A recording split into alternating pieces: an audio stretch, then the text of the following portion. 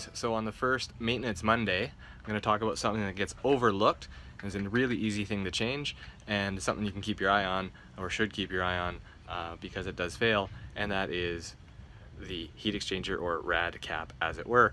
So I picked up a new one and we're just going to see if it fits, so let's give it a shot. So new cap should fit. I gather they're pretty universal, but let's give it a shot. We'll see. Oh, like a glove.